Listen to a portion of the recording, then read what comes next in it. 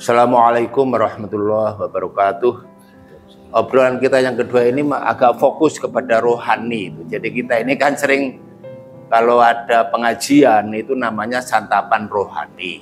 Untuk membedakan dengan setelah itu ada kue, ada kue, ada air mineral, ada kopi. Itu namanya santapan jasmani. Gitu. Tapi sebenarnya hakikat rohani itu apa? Begitu kan? Seringkali orang ya walaupun tahu belum paham banget gitu loh. Tadi kita kan sudah nyindir-nyindir itu ya, yang pertama tadi. Jadi oleh karena itu ya coba kita renungkan sebenarnya rohani itu apa. Nah, ini Prof Imam ini seringkali apa ya fokusnya kepada sesuatu yang orang mungkin menganggap remeh, tetapi sebenarnya penting gitu. Jadi yang dimaksud dengan rohani ini apa Pak? Kalau kita mempelajari di Quran itu Mas Habib, itu ada perintah sebetulnya itu. Untuk memahami diri kita itu dari apa. Fal yang duril insanu mimma khuliq. Hendaknya kamu memperhatikan dari apa kamu itu dijadikan. Kita itu kan dijadikan sebetulnya kan dari bapak dan ibu. Pertemuan antara ovum dan sperma. Laki-laki dan perempuan. Pertemuan itulah menjadi bibit manusia yang lalu kemudian disimpan di rahim perempuan itu, ibu kita itu. Tumbuh tuh sejak bertemu itu lalu kemudian menjadi bibit, tumbuh berkembang sampai 44 bulan 10 hari. Itu ditiupkannya ruh. Itu kan sumas. Jadi sebelum itu belum ada ruh? Iya belum, ditiupkan itu baru pada biologis ya? Tapi sudah ada kehidupan di situ. Oh iya. Gitu. Yang disebut dengan jiwa itu kan. Iya. Itulah jasmani. Lalu kemudian ditiupkan ruhnya itu pada saat umur 4 bulan 10 hari. Di surat As-Sajdah ayat 9 dikatakan summa sawahu wa nafakha fihi min ruhihi wa ja'ala lakumus sam'a wal absyara wal abida qalilan ma tazkurun. Itu kan aku sempurnakan kejadian ini dengan aku tiupkan ruh. Allah meniupkan ruh. Ruh itulah ruhani. Maka lalu kemudian dijadikanlah pendengaran, penglihatan, bukan telinga. Bukan telinga, tapi pendengaran. Bukan mata, tapi penglihatan dan hati. Tapi disebutkan di sini qalilan ma tazkurun. Sedikit orang yang bersyukur. Mungkin karena orang tidak paham. Karena itu lalu tidak bersyukur. Lah itulah ruhani sebetulnya itu. Itulah ruhani. Yang ruhani itu datang dari Allah. Yang jasmani datang dari ibu bapak ya tentu itu kan proses. Itu proses itu sebetulnya Allah juga menciptakan jasmani hanya lewat ini. Tapi ada yang lewat ibu dan bapak, ada yang langsung ditiupkan oleh Allah. Itulah ruhani. Ruh. Itulah kalau di ruh ini itulah yang disebut dengan iman.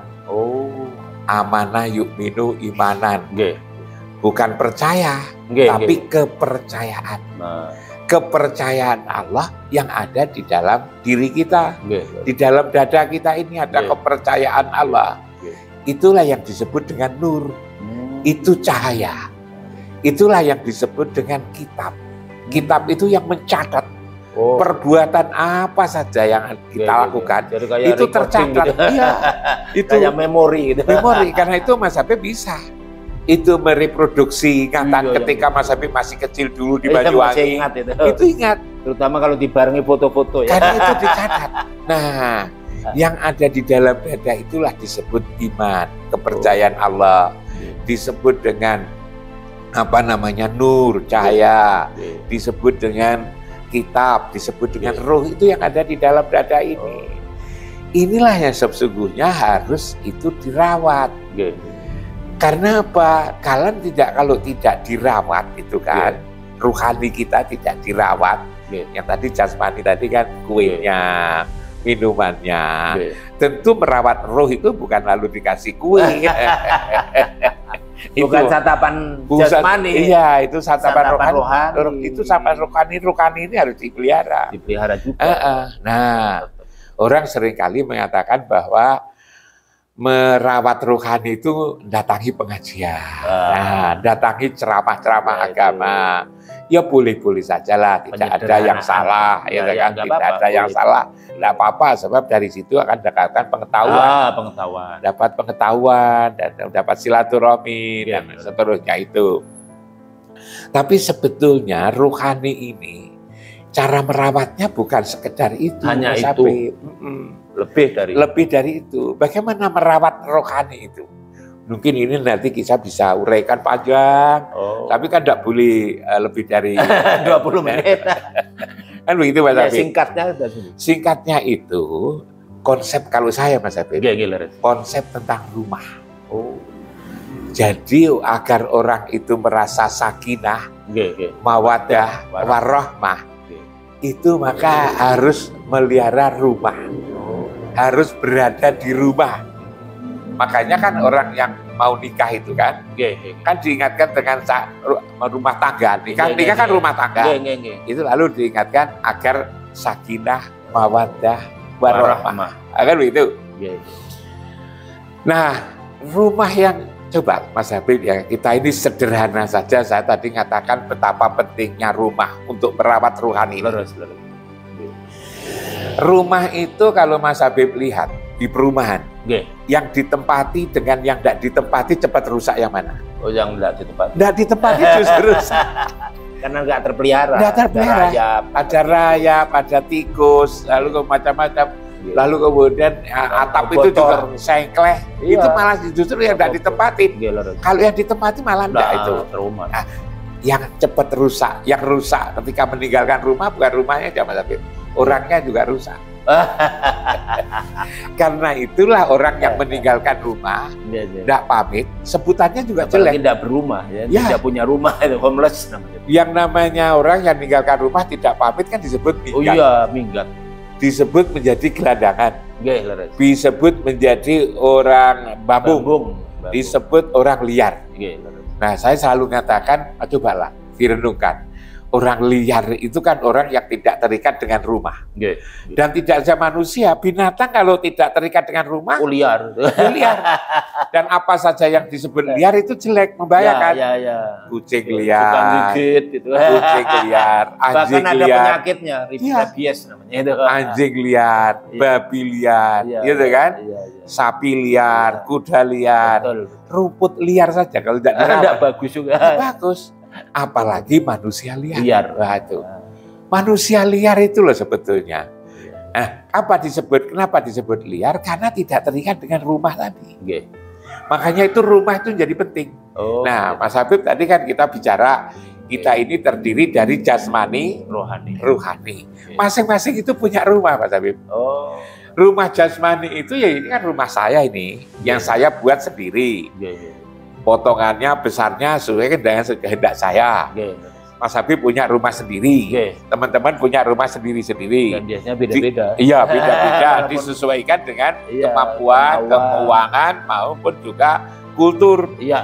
Rumah kultur Jawa, Madura, Sulawesi, Kalimantan kan lain-lain kan. Tapi itu sebetulnya hanya rumah jasmani. Ada rumah rohani, Mas Habib, yang terlupakan itu.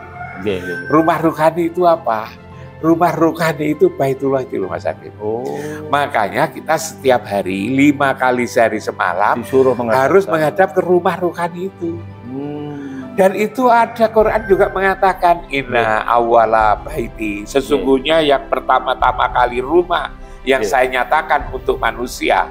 Inna awwala baiti wudi alinas lalladzi bibakata, adalah di Bakah itu mubarakan, kami berkahi. Wahudan lil alamin, itu adalah hudan. Hudan itu di situ itu Mas Habib. Petunjuk. Fihi ayatun bayyinatun maqamul Ibrahim. Di sana ada maqam Ibrahim. Wa man dakhalahu kana amina. Itu bukan makam ya? Ya makom. Iya. Makom, tempat tetap Ibrahim. Itu di situ Mas Habib. Lalu kemudian siapa yang masuk itu aman. Masuk itu dalam pengertian rohaninya. Bukan maksudnya kan enggak boleh. Ya, karena itu kita 5 kali sehari semalam harus berada di tempat itu. Di tempat rohani itu. Nah 5 kali sehari semalam. Lah ini jangan dikira gampang. itu berat banget. Berat. Yang masuk di situ ingatannya, menata ingatan Mas Habib. Coba pengalaman Mas Habib.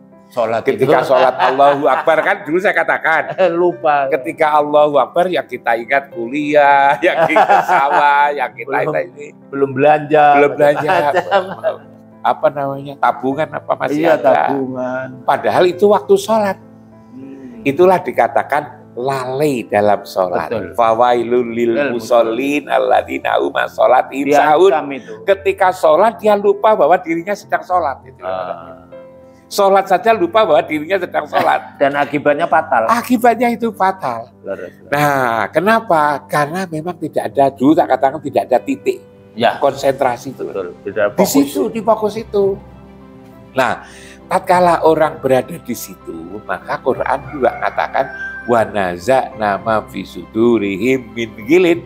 Aku cabut apa yang ada di dalam dada. Di dalam dada kita ini ada penyakit, Mas Habib. Fi qulubihim maradun. Di dalam fi qulubihim maradun. Di dalam dada kita itu ada penyakit itu. Jadi penyakit itu tidak bisa berkurang, malah justru bertambah. Marad itu bertambah. Nah, ini akan dicabut ketika kita sedang sholat. Sholat ketika sholat berada di tempat itu. Jadi makanya nyabutnya dikatakan tajri mintah tihimul anhar. Di tempat yang di bawahnya mengalir sungai. Di bawahnya Masjidil Haram itu kan sungai. Iya. Yang airnya diambil ribu-ribu orang. Tidak pernah habis. Dari dulu sampai sekarang. Saya pikir sumber bukan. Itu sungai. Itu sungai itu. Karena kalau sumber habis, sumur kita itu sungai. Dan itu tidak akan habis, Mas Habib. Itu tidak. Nah di situ itu kita harus sholat itu. Itulah tempat sholat. Nah, orang bertanya, masuk tempat sholat di situ? Orang lalu kemudian harus dijelaskan siapa yang sholat. Nah, yang sholat itu adalah ruhani. Betul. Ruhani. Bukan yang sholat itu fisik, bukan fisik, malah fisik tidak dilihat. Dalam agama itu fisik kan. Innallaha la yanzuru ila suwarikum. Allah tidak melihat bentuk tubuhnya. Dan perbuatanmu, tapi yang dilihat adalah niatmu yang ada di dalam hati dan niat. Dalam hukum itu kan bisa diharus. Iya, jadi hati. Seringkali kalau kita melihat orang kan dari sisi penampilan, ya boleh-boleh saja, tapi jangan itu, gitu loh. Jangan hanya itu. Tapi ada yang ada di dalam hati ini. Yang ada di dalam hati itu loh Mas Habib.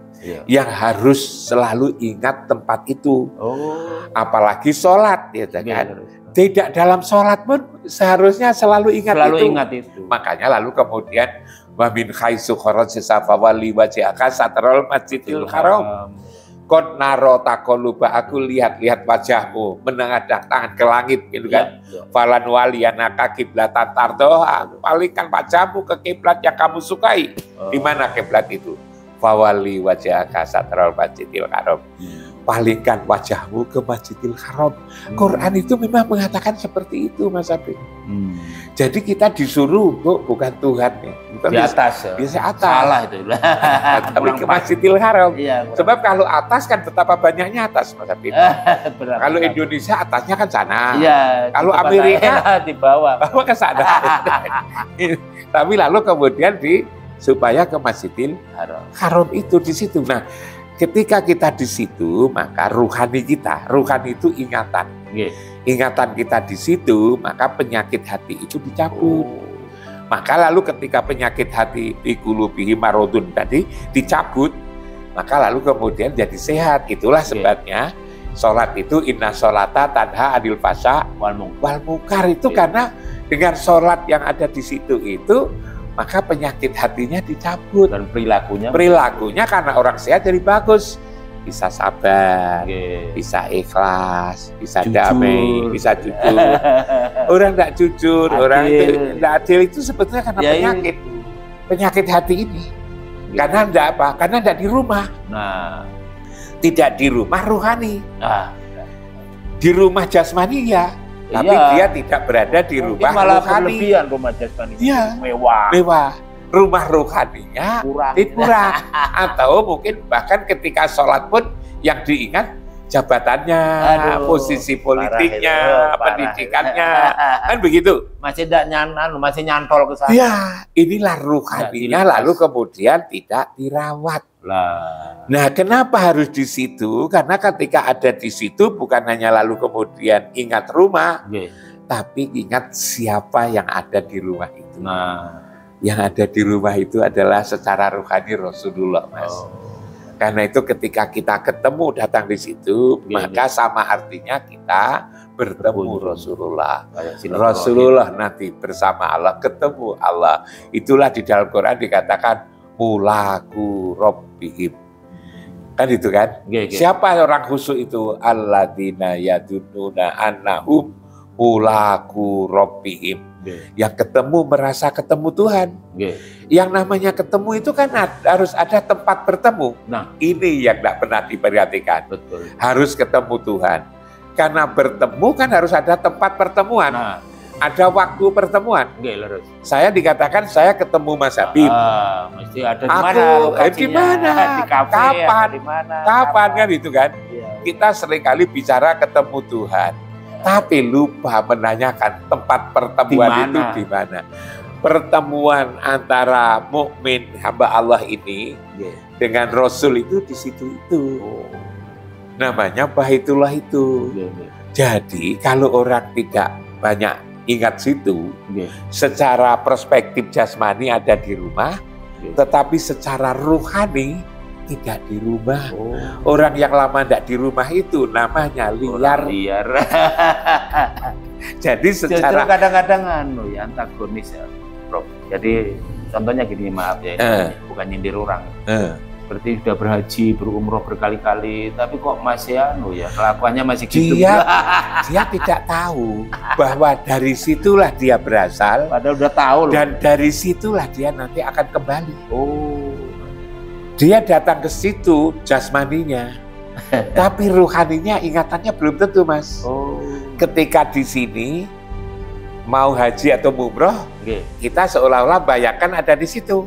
Tetapi ketika di situ yang dibayangkan bukan ketemu Rasul di situ, tapi justru bayangkan ketika aku pulang, karpet harus ini, sajadah harus ini.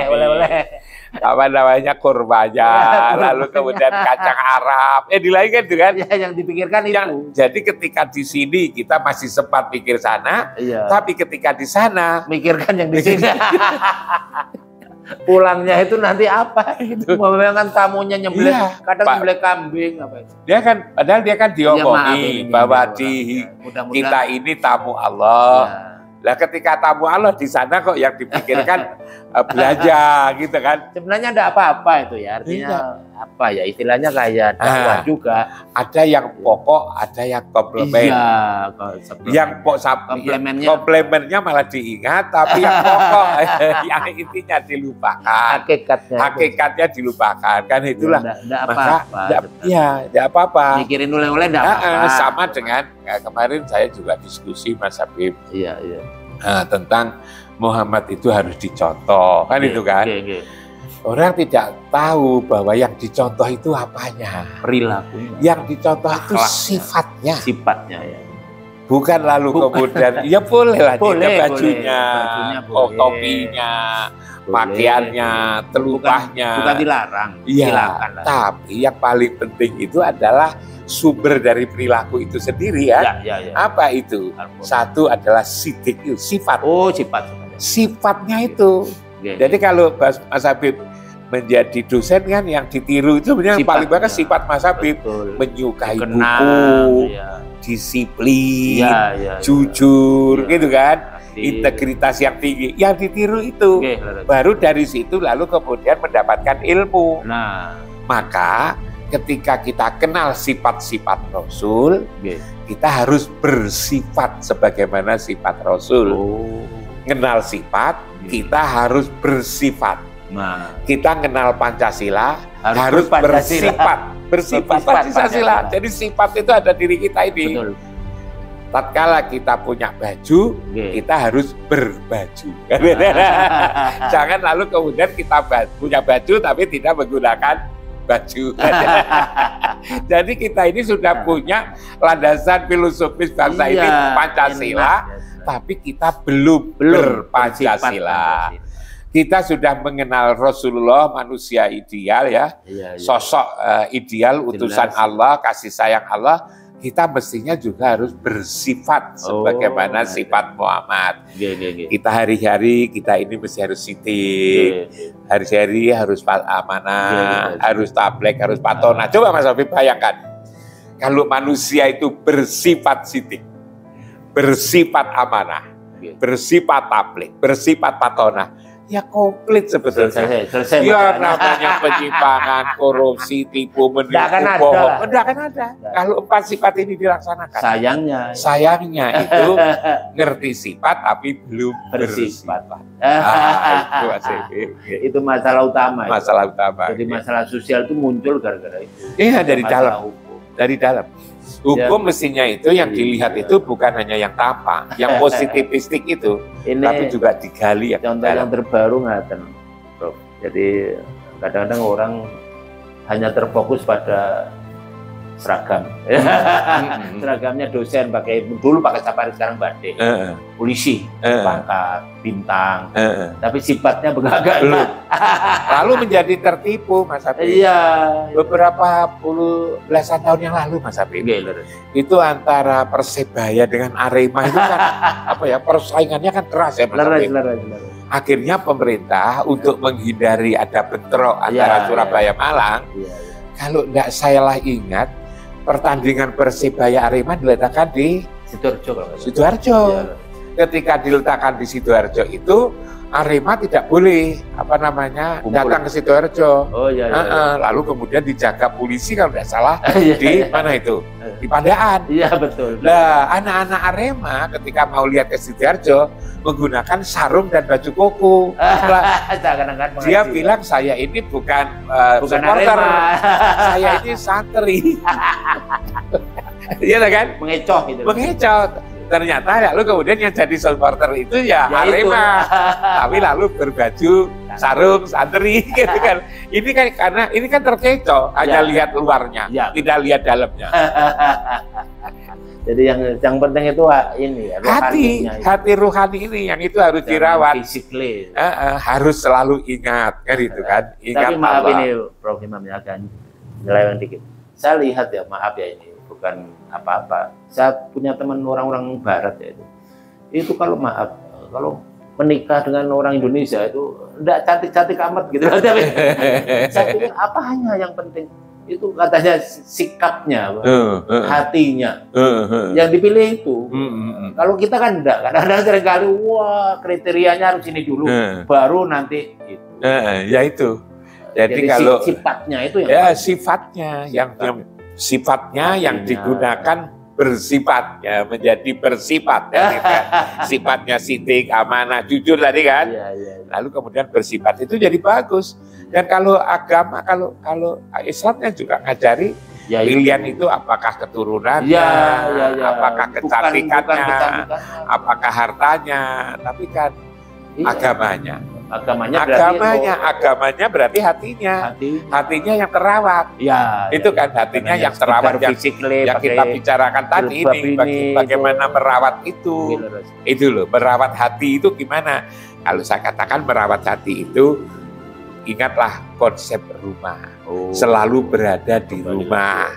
Maka saya di Quran di surat Shad ayat 46 kalau tidak salah, inna akhlasnahum bi khalisatin dzikrodan.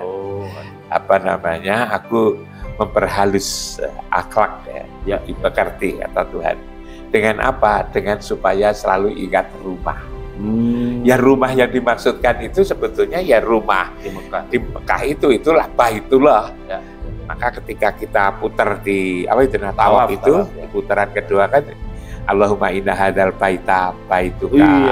Itu kan doanya. Wal haroma haromuka, wal amna amnuka, wal abda abduka, dan seterusnya itu kan. Itu kan sudah pernyataan bahwa ini adalah rumahmu ya Allah. Kan itu. Hanya lalu seringkali tatkala kita ngomong, kita tidak tahu yang kita omongkan. Kembali kepada hakikat. Kembali ada hakikat. Saya pernah haji pertama kali ya, Pak Imam itu aneh. Jadi pertama kali saya tawaf putaran pertama, kedua itu masih merasa ada kayak di lapangan bola gitu, jadi desaan-desaan. Tapi lama-lama kok hilang ya. Aneh itu. Aneh. yang Jadi ini ketiga 4 sampai 7 itu udah seperti melayang. Mungkin Mas Habib ininya sudah sudah masuk, sudah ketemu di situ. Mudah-mudahan teman-teman kita yang umroh hijabnya gitu. Sudah terbuka, tertutup kan. Seperti melayang, kaki itu kan dulu masih ada maaf ya, mungkin ada bukan kerikil, pasir itu terasa karena pakai sandal. Jadi masih terasa, maaf ya, mau bau-bau orang itu masih terasa. Ada yang pakai parfum, ada yang enggak gitu. Tapi lama-lama hilang semua. Menjadi putih semua. Kepalanya enggak kelihatan. Itu kalau udah gitu masuk rohani. Iya, itu sudah. Mas Habib sudah nyampe kepada apa namanya, ketemu sebetulnya. Baru nangis. Mas Habib sudah menjadi ketemu yang orang ada di situ. Iya. Di Quran dikatakan la uqsimu bihadzal balad wa anta hilum bihadzal balad wa walidi wa ma walad. Rasulullah itu ada di situ. Seringkali yang seperti ini timbul perdebatan, hanya karena belum paham saja. Kok diperdebatkan itu loh. Agama itu sebetulnya tidak perlu diperdebatkan. Agama beda-beda dikit tidak apa-apa lah. Agama itu sebetulnya wilayah hati sebetulnya. Dan wilayah hati itu rahasia banget. Masing-masing pribadi. Beda-beda. Pengalamannya beda-beda. Karena itu perlu makanya itu agama tidak boleh diperbantahkan. Nah, akhir-akhir ini justru agama dijadikan bahan perbantahan. Tidak boleh. Sebetulnya tidak boleh. Sudah kacau. Agama itu datang agar orang tidak berbantah, agar orang tidak berselisih, agar orang menjadi saling kasih sayang, rahmatan lil alamin. Kok lalu kemudian berbantah? Itu tidak berantem. Berbantah. Itu gontok-gontokan, nyakiti hati orang, itu dianggap hal biasa. Padahal sebetulnya jangan.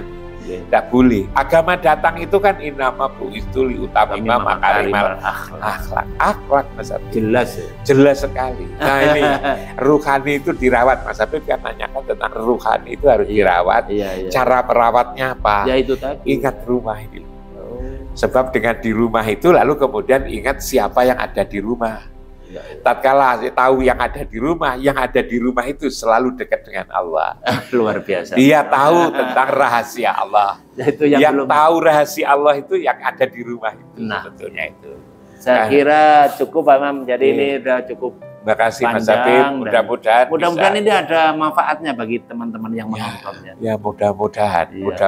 Sedikit demi sedikit. Kita ini kalau meninggalkan hanya meninggalkan ilmu itu. Ya, kita ulang. Kita niati dakwah lah. Dakwah kecil-kecilan. Dan begini, kalau saya selalu mengatakan jangan dianggap sebagai sebuah hal yang paling benar. Tapi bisa dijadikan sebagai bahan pertimbangan. Bahan pertimbangan, bahan renungan.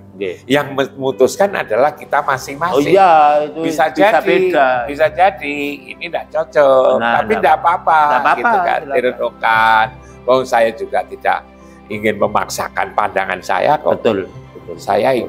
Saya omongkan itu siapa tahu bisa dijadikan bahan renungan dan bahan kewajibannya menyampaikan perkara sesuai dengan pengalaman. Kan begitu aja Mas. Terima kasih Mas Habib. Matur nuwun sangat Prof Imam ini memang luar biasa, selalu nyambung kalau ngobrol tentang rohani, tentang ini karena pengalamannya luar biasa memang.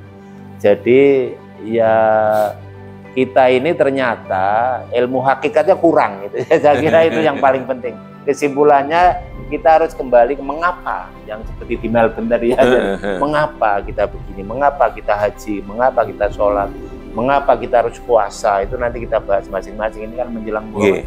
Jadi mudah-mudahan menjadi santapan rohani. Bukan jasmani. Kalau jasmani ini minuman. Jadi alhamdulillah sudah berhasil kita menemukan sesuatu di rumah Prof Imam. Ini mudah-mudahan menjadi, sekali lagi ini jangan diperdebatkan. Jangan dianggap yang paling benar. Jadi mudah-mudahan ini menjadi itu tadi ya, pedoman sedikit untuk merenungan ya, untuk memahami Saya kira itu, saya akhiri. Assalamualaikum warahmatullahi wabarakatuh. Waalaikumsalam.